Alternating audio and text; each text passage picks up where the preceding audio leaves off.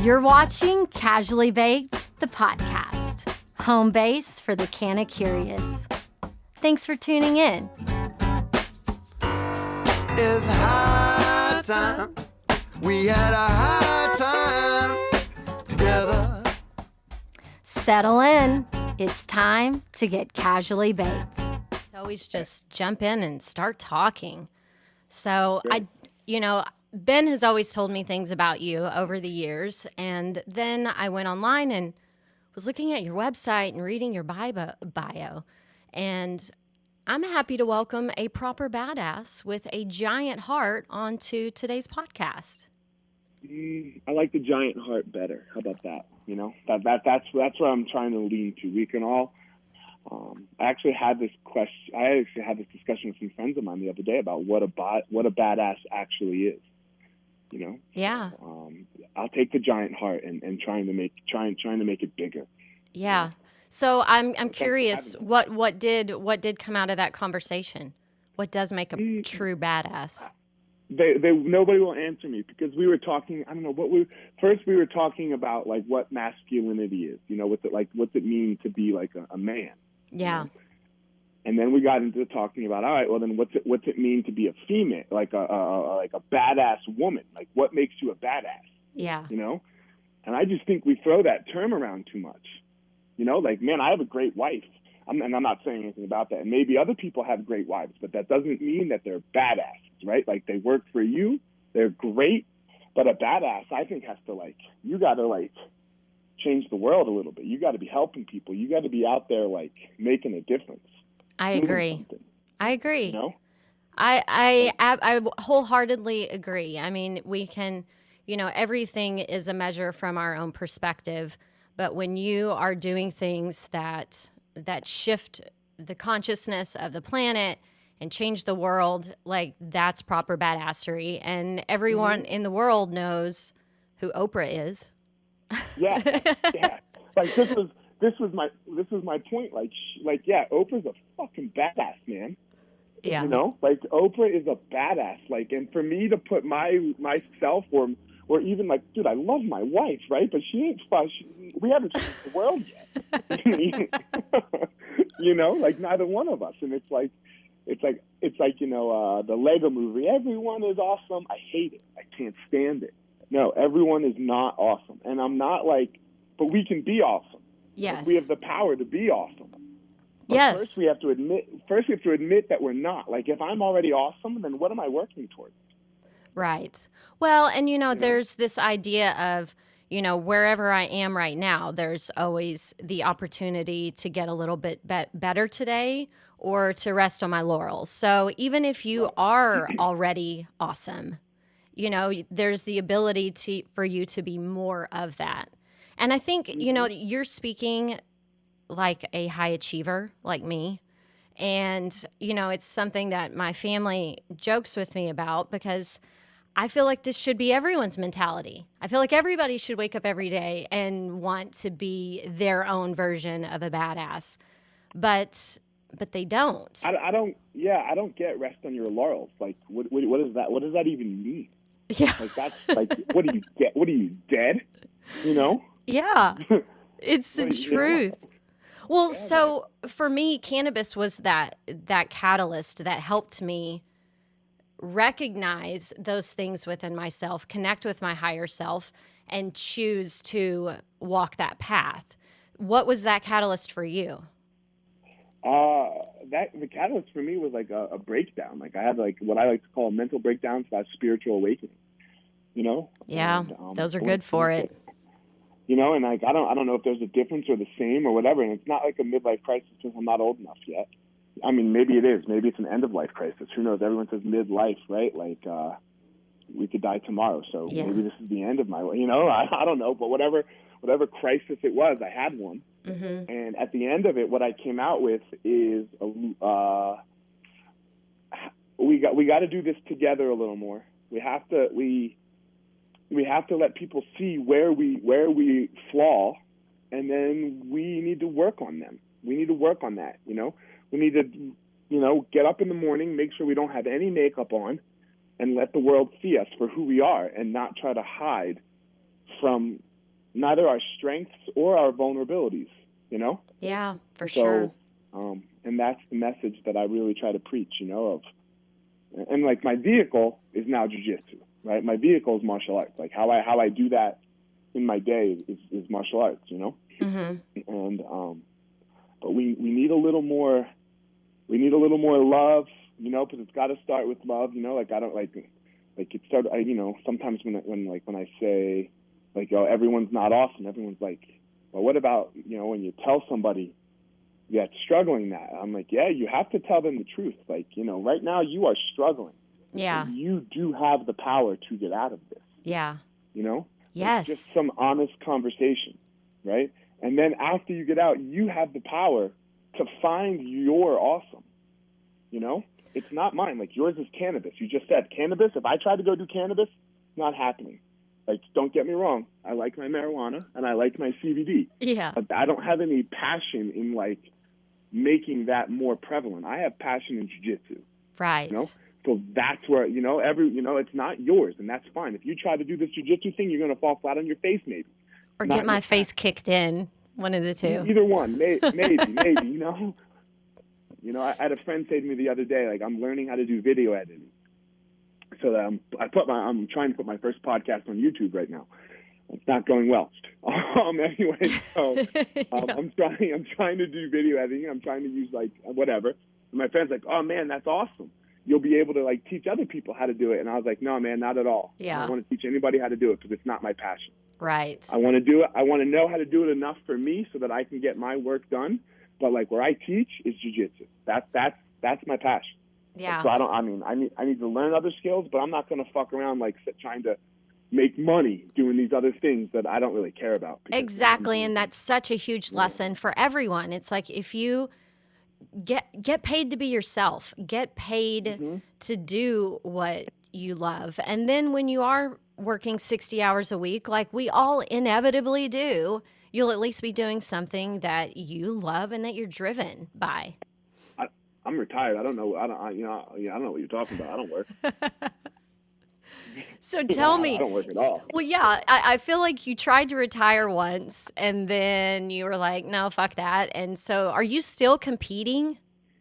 Mm-hmm. Yeah, I just competed on Saturday, actually. I don't fight anymore. You know, I don't get punched in the head, but I compete in professional, like, jiu-jitsu. Okay. So, yeah. So you are retired from UFC fighting, which, you know, that was so hard for me to watch. I can't stand seeing people I hate the sound of like the flesh on flesh hitting each other. Like the whole thing is not my cup of tea. So I appreciate, like I've been to the gym in whenever I was visiting Colorado. Was it the Easton gym where you are, or? Mm-hmm. Yeah, Okay. I'm with them all. We're co-owners of the Easton schools. Okay, so when I got to go in, check that out, see classes, and I'm like, okay, yeah, this is cool. But the UFC stuff turned this little country girl stomach. You know, it's the most raw thing you can possibly do. Yeah. You know, it's got nothing to do with my opponent, which is really weird. But like to the public eye, like to the perception, it's all about these two guys trying to kill each other, right? Yeah. But it's not that at all. It's 100% you. Can you deal with you? You know. So is it like just getting in full on flow state? You've never been so present in your life when someone's trying to kill you. I believe that. Right? Like let me tell you, there's no thinking about dinner. You know, there's no thinking about anything else other than this very, very present moment. You can't get away from it. Yeah. You know? It's so hard to explain because this person, if need be, will kick your head off. You know, and you'll do the same to them. It's an agreement that you have to go through this like special thing together where you both hopefully will be able to grow from the end of it. The problem is it's really hard to grow because it can be so emotional and so difficult. It's Like so, getting your ass kicked, is so good. yeah. Well, and then how in that whole mental barrier of blocking out the pain that you're feeling in the moment, and to just turn that sensory off. I mean, do you feel it like the first couple of hits, you feel it and then you don't feel it anymore, or does it just feel No, like an ass beating the whole time? you don't feel it. It doesn't hurt. You just can't. You like it just either wake up looking at the lights, or like when you get hit, you feel this like warm sensation go through your body, but you're not like, it's not pain, Very rarely is it pain. What's painful is the body shots. Like the body shots are painful, yes, because you're very conscious. But when you get hit in the head, it's not that painful. Afterwards now, excruciating. Yeah, that's why CBD is so fucking helpful. It is. But when I was fighting, there was no CBD. Yeah. Well, there was. Well, yeah, Yeah, exactly. you couldn't get it, right? That's like saying there was no gravity, right? Before it was invented, it was still there. We just weren't smart enough to know about it. So, but yeah, there's not a lot of pain. There's not a lot of pain associated with the actual fight. With the pain, I mean, I can remember I was in a fight. They announced the winner, and I'm fine. And then I walk out of the cage, and like as I'm walking back to the locker room, I'm like, oh my fucking God, my leg hurts. But it's not like my leg didn't hurt before, but you just have all the adrenaline and the emotion, and yada yada. Wow. So when did you start in martial arts? You were a little wee one, right? Yeah, I was barely out of my mommy's belly, 6 years old. So you had your 10,000 hours by the time you were graduating from high school. I did, but then I kind of switched martial arts though. I was doing like karate, and then I switched to jiu-jitsu, so I had to put 10,000 more hours in. Got it. And so whenever you talked earlier about kind of having this breakdown that helped you kind of recenter and rebuild, was fighting a catalyst for that, or was fighting the thing that kind of helped you manage that? So, man, I had this image built like ever since I was a little kid, and I talk about this in my book. I wrote a book. It comes out February 12th. Oh, wow. Congratulations. Yeah. Thanks. Send me an advanced copy. I'll send you I'll send you the PDF now, but it will be 99. You have to agree to buy it for 99 cents on the first day on Amazon. I promise. So, it might break the bank. I'll send you the dollar back if you need. Or anybody listening, let me know if you need the 99 cents back. Hit me up. We'll make sure we include a link in the show notes. That way everybody can boost sales on the first day. Sounds great. Thank you. Man, I had this image built up in my head that not even this image. I protected myself with my toughness. Mm-hmm. And that's kind of how I got through life. That I was tough. And when that's what you're using, the truth was I knew how tough I was not, like deep down inside, I knew I wasn't like that tough, but like what I portrayed to the world was that I was, right. And then but then you fight, and let me tell you, I have no gold belt that says UFC with diamonds in it hanging in my house. So I wasn't the champion, and people saw me get beat up, So therefore, like that whole image wasn't like, it kind of crumbled. And then I was like, oh, no, it didn't crumble. So I screamed it even louder, right? Like I screamed it even fucking louder. And then I had this breakdown, and I had to, somewhere in the breakdown, right in the beginning of it, I said, I'm going to go the other way. Because most people did think I was tough, and I probably was and am like physically tougher than most people. Yes, I would concur with that. So what I think we need a little more of is a little less of the look how great I am, and a little more of the like, yo, I do some good things, but I'm not like perfect.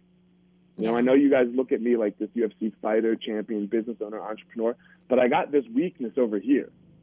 Now that I told you my weakness, go ahead and try to use it against me. You can't. I'm aware of it. It's just when our weaknesses get exposed, right? Then when we are like either hiding them or weren't aware of them, that they start to be problems. Well, and that's, having the courage to be vulnerable.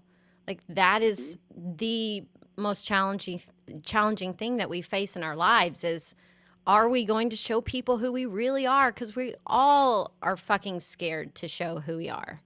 And so for, a giant meathead, if I'm going to just use a blanket term Sure. for all people that fight, that it seems like the craziest thing in the world is to tell somebody that you're weak. So yeah, when you do that, it's like, now what do you got? Like, I've already said the thing. So You're going to use it against me that people can beat me up? Yeah, no shit. yeah, That I'm scared. Oh yeah, guess what? You are too, but I'm aware of mine. right. I'm aware of mine. I'll tell you mine right now. So, let's get down in the dirty of the pits of hell and see who can not win, who can just like chill in it. Yeah. Right? Because when you're looking at the devil in the eyes, you can't always try to beat the devil. You just got to say hello to him. Well, and the other thing too is when you stop competing so hard to be the best at something and relax and just enjoy who you are, where you are, it's like, oh my God, wait, this is way more fun. This is a lot less stressful here. There's a lot more cool people hanging out here. And so it's like you find your tribe when you can really just let go and be your authentic self.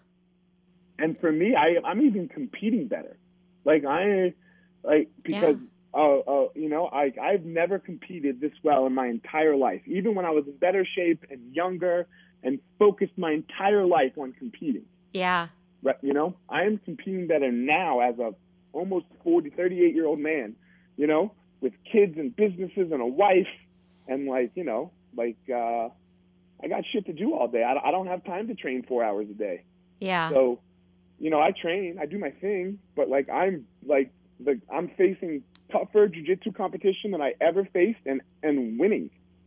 It's really, and it's got nothing to do with like the physical skill set so much. It does. My skill, I'm building physical skills, but I am not physically better Right. at 38 than when I was 25. I am emotionally better. I am spiritually better, so that way I can go in there and be like, all right, this is pretty chill. Yeah. I love that. So for my cannabis loving audience, I would like to know how you do use cannabis and whether or not it's, THC and CBD or just CBD for your performance and recovery. So I like, I have this salve that company that I work with called Evo Labs. So that it's a cream they have both a CBD only and they have a CBD THC mix of it, and they rub it on, it's like right, a topical, yeah, a topical. And man, I do it at night mostly, like after I train, and it's amazing. And I smoke a little CBN with it, Yep, so you can go to sleep. So I can go to sleep and chill and relax, right? I do enjoy my THC as well. I'm more of an indica fan, But yeah, me too. Because I don't like to do it in the day for some reason. Like it makes me, if I have something to do, I don't like it. It's not fun for me, and I like to do it like some people come home and have a drink at night, and I come home and have a puff at night. Yeah, I call it the reefer recap. Yeah, and I'm not a huge user, but I use it like sparing, not sparingly. I do the sound. You microdose it. It sounds. I mean, you use it in a responsible way. So when was the first time that you consumed cannabis? I mean, if you were competing as a kid, did you still do the typical teenage stuff or did you wait? No, so I wasn't competing at that point, but I still did the typical teenage stuff, like just getting as blitzed as you can where you can't even like feel your hand. Right? Yeah. So I did all that, and then I went and had my, and then I competed. So I didn't do anything. And then, after my breakdown, I just kind of like did some research on it, Yeah. about what it can do when you don't overuse. Right. Like when like when you're not trying to just get ripped, you know, where you can just, you know, chill at your house, you know, and you can, and just relax, you know. I don't enjoy doing it with a lot of people, you know. That doesn't make me very, like, I don't like that, you know. But I don't drink with people either. Right. You know, it's not something I do anymore. So it's not just like the cannabis. I like to like be very comfortable in my own surroundings, you know, and just kind of, and people that I'm comfortable with, and do my thing, you know. Yeah, I appreciate that. Because I consume cannabis consistently throughout the day, I use it as a catalyst for creativity, or, you know, I suffer from anxiety and a touch of OCD, and, you know, it helps me from, you know, being a lunatic. And so for me, it just is, you know, um, part of my medicine regimen. So when someone comes over and they're like, oh, like, we need to get together and smoke sometime, I'm like, well, that just seems silly. Like, just smoke wherever you are. Like, we can get together and do something, but it doesn't need to just be centered around us smoking together. Because frankly, some people, I think they're terrible high. Like, they repeat the same story over and over, or they can't figure out their words. And I'm just like, I'd rather not be around you when you're that high. I don't, it's not what I'm trying to do. You know, it's not like, I don't want to smoke with you. I want to do something with you. Like, I smoke like by myself. Yeah. You know? Right. So do you drink very much, or do you prefer the high of cannabis? I like cannabis better. Like, for some reason, alcohol has some negative effects on me that I don't really enjoy. You know, so this just works much better for me. And plus, I want to be physically active, so like there's no downside, right? Like, I never wake up not feeling good. Yeah. Now, what about even if you take a couple too many, right? Right. If you look, like, you know, how old are you? 42. 42, right? So we're like in the, you know, like, it's not like when you were 20 with alcohol, right? Like, you can recover by the next night. Yeah. Right? If you drink too much, man, it's like 4 days, you know? Yes, it doesn't feel well. Yeah, or I don't feel well. It's not hard to do that, right? Like, one more can put you there sometimes. Where, like, one more puff, like, even you're like, whoa, even when you get a little too high, right? Like, still the next day is fine. Well, if I get a little higher than I want to, that's over in 45 minutes. Exactly. Yeah.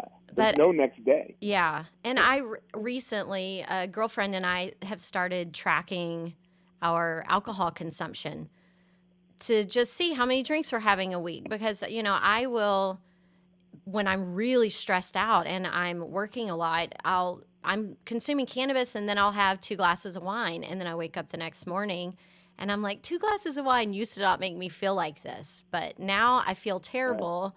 And, you know, the mornings are kind of my time. And if I wake up with a hangover and I waste the first 2 hours of my morning just trying to feel better, it pisses me off. So I'm like, okay, let's track this alcohol thing, because I want to cut back. Right. Yeah. I pretty much don't do it for the most part. Yeah. I'll have, God, every once in a while I might have a beer, you know, but I pretty much don't do it. Yeah. But I'm not like, I don't know. How do I say this? I'm not like, I don't want to use these medicines like cannabis, for example, to avoid what's going on in my life. Yes. You know, I think this is a terrible way that people don't be vulnerable, you know, and don't face what their demons are. Yeah. You know? I did an episode on this with a friend. It's about cannabis helps you check in and alcohol helps you check out. Right, you know? And so let's just, you know, but we don't want to get, for example, like, you don't want to get too high either, right? Because then you're not checking it. You're drowning out, you know? Right. Yeah. You can drown out with both, right? Like, alcohol has no positive. Where I do believe the cannabis does help you check in when you hit that nice sweet spot. Yes. You know, and you're aware of what you're doing. You know, so I want to, like, I just don't want people to like be like, oh yeah, this is like come home, get hammered on whatever drug of choice is, you know, or cannabis or mushrooms or whatever. Like, I don't think that's the answer to anything. You know, Yeah. that is not the answer. Well, I mean, everything within reason, you know, it's all about microdosing everything in our life, whether it's psychedelics or alcohol or food or whatever. The only thing I don't like the only thing I don't want to microdose is my experience in life, right? Like, I want There to you jump go. in the deep end. I want to jump in the deep end of the water of life. You know, I think we need to do a little bit more of that, right? Like, we test the water too much. Yeah. You know, we dip our toes in because we're too scared of the failure side of it and what that will make us feel like, you know? So, like, don't put your toe in the water. Yeah. Ride or die with your decisions. Yes. And see what happens. I love it. We're what kindred spirits. We are totally kindred spirits. My favorite is jump and the net will appear. Just fucking go for it. Yeah. In anything, everything always works out. It's always going to work out. The universe has your back. I don't know if it does, but I Yes, think it you does. have your back. And you'll find some people that will have your back too. Exactly. You know? Because it's a connected world, it's a connected universe. So when a friend shows up to help you, you know, I think that's all, you know, divinely written. It all works out. So we'll disagree. Yes, I know. I know. I'm not a God person. I'm not a church going person, but I do believe that, you know, we are all one energy and we all start from the earth and we leave to the earth and it's a beautiful cycle and there has to be some universal energy that created that. So that's, you know. We agree there. Yeah, no, I'm not a God person either, but I mean, I believe in God, like, in the spiritual sense. Right. Like, something did this. Somehow this happened. Yeah. You know? Somehow this amazing plant happened that lets me spiral off into these crazy conversations sometimes. Right. I don't know what it is. I don't really care about what it is. Yes. I used to care a lot, and I don't care anymore. Right, because it's like, let's just enjoy it. Yeah, and let's just not hate each other because of it. I mean, let's just enjoy the experience. Like, fuck it, who cares? Like, we have, the world is a beautiful playground. Let's have some fucking fun. I agree with you. So, do you experiment with cannabis at all when you're practicing or teaching, or is it strictly just an after work thing? It's all a nightcap thing for me. I tried it and I hated it. Yeah. You know, it doesn't. I don't find myself I find myself sometimes to be creative the next day after, like in the morning. You know, like I have like an epiphany sometimes. You know. Okay. But like, I don't, in the moment, I'm not very, I don't know if it's because I get a little too paranoid or I don't know what it is. Well, and if you have anxiety, then, you know, it's a very delicate dance to find your sweet spot without getting more anxious. And I don't, it's just, it's not for me. You know, it's a big thing in the jiu-jitsu world sometimes, and I think a lot of people like promote it, and then but it gets promoted in a wrong way. You know, like, I don't know how to say this. I don't drink with my students either, though. Yeah. You know, I don't do anything with my students. They don't see me drunk. They don't see me high. They don't see me anything like that. You know. Because I don't believe that that's the place for me to do that. Yeah. You know, I am their leader. I'm the boss. You know. Yeah, I appreciate that. And that's just not that's just not how I go through my life. You know, but I tell them that I do it. Like, everyone knows what I do. It's not like I'm like hiding it in some dark room. No, I do this. You know, and I'll talk about doing it. Like, it's you know, that I do it, but it's for me, you know, it's like, I don't know, no one sees me having sex with my wife either, right? So it's like, right. you know, like, that's a thing for me and her. and this experience is a thing for me. And don't get me wrong, like I'll have friends over and have a drink or something or smoke while they're there, but they're very close friends. Well, I mean, They're I not. think I think that's a fair point and something that could absolutely just shut down that conversation. Yeah, yeah. So Well, fair enough. What about with your anxiety? Is that, I mean, I feel like that's probably why you like indica dominant strains, because sativa strains can make me a little anxious. yeah, And yeah. I like the indica, and they help me go to sleep more for me. yeah, You know, they help me relax more than they do like pep me up a little bit. You know, like the whole like somebody gave me something once like this is our energy drink. You know, like to smoke, and I was like, this is fucking awful. yeah, Like, no, you know, like yeah. yeah, I like, had I one don't of like this at those. all. I had a wristband that monitored your like emotional wellness, and I had to stop wearing it because when I smoke any sort of a sativa, it makes my heart racy. And so this wristband was telling me that I was like, on the verge of dying. Right, right. Yeah, I can't handle any of that. Like, I don't do any of that monitoring stuff too much, because it Yeah. can make me just go down a bad path. Yeah. Like I know I like what I like. This is what I do, and here we go. Right. You know?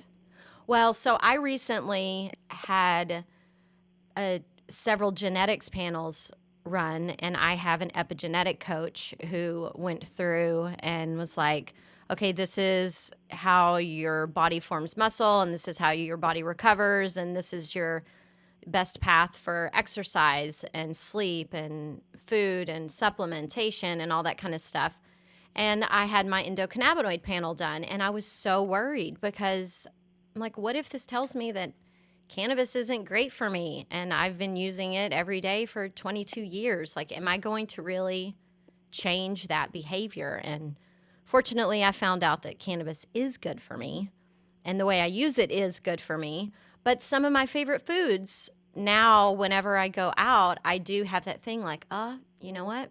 I shouldn't eat that. And so it's something that I didn't necessarily want to know, but now that I'm empowered with that information, I feel like I have to be disciplined enough to, listen to it. You have the mouth porn problem, right? Like the food that you're not supposed to eat, the porn for your mouth, right? Yeah. So Yeah. it's like you're like, God damn it, but this is so good. Oh my God, that's a great analogy. Thank you for that. So, but yeah, I haven't had them done because I don't want to find out that I'm like gluten intolerant or some shit. Well, and that was the thing for me on the gluten thing. It was, I didn't really read one way or the other. And he's like, if you want to cut gluten out for a few weeks to see if it helps. And I'm like, no, thank you. Not interested. Yeah. I'm okay. I'm okay with my gluten. It's too good. It's too good. Yeah. It is so good. I have the mouth porn problem too, right? That's why I won't even go check. I guess if we're going to have problems, those are good problems to have at these points in our lives. I'll take it. So, okay, tell me, I want to plug your podcast and your book. So tell me what you're up to and how people can stay in touch with you, Eliot.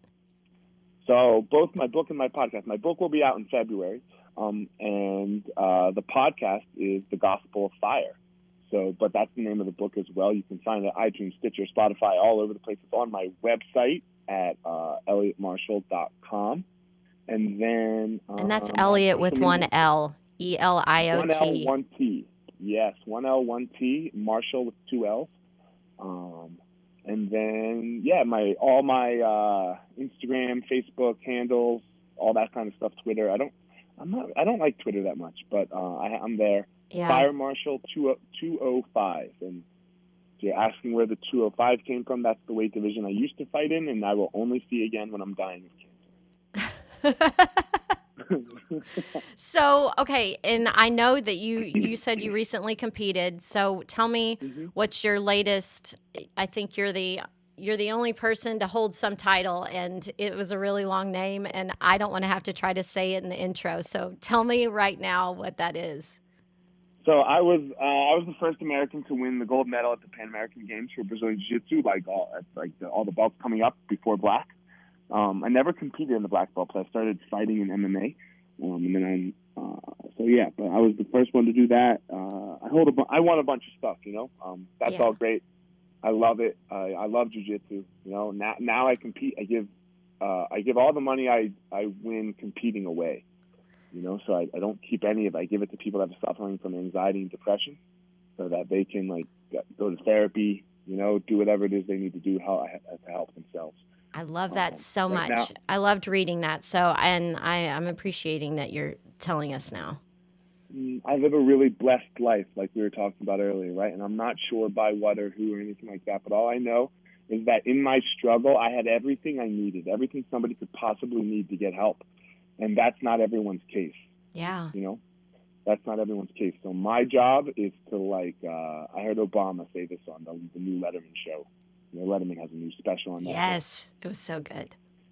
He said, he was just talking about, Letterman asked him, what, how great it was to be the president or something like that. And his response was man, he's my job is to take some of the luck dust that got sprinkled on me and sprinkle it on other people. Yeah. It's just because I think too much the reason that we blame people so much, or the reason that we take so much, the reason that we like to take so much credit is because we're scared of being blamed. Yeah. And everyone, again, talks about how great they are, and look what I did. Man, there's no such thing as a self-made man.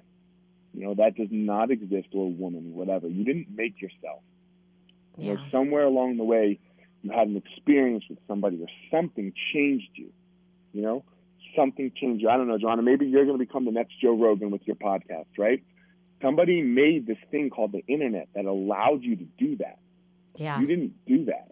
Right. So if we can, if we can understand that we're all unique, nobody's special, and that we're all kind of in this race together, stop putting all this hatred and I'm better than you and I'm going to blame you.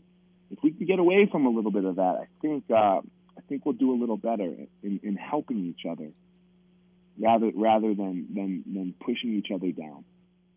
Yes. I've been shaking my head over here oh yes, preach on everything you said. It's the gospel. And that's right. Yeah. And do hard shit in your life, guys. I like to do hard things. I like to do very difficult things because it prepares me for one. It's challenging, and you want to feel accomplished. Go do something. Go do something you're bad at. And then watch yourself get good at it. You want to don't take the participation trophy. Throw that shit in the fucking trash. yes. Throw that shit away. Don't take it. Take the trophy of winning, but first take all the losses first. Go home, cry, admit you lost, and then learn and deal with it. And then when you're actually good, when you're actually good at it, that's what's going to make you feel good. That's what's really going to make you feel good. Nothing else. Nothing else. I liked that sermon. So we have more of that on the Gospel of Fire podcast. So I will be tuning in, and I hope you guys will too. Eliot, thank you for being inspiring first thing in the morning. This was my earliest podcast.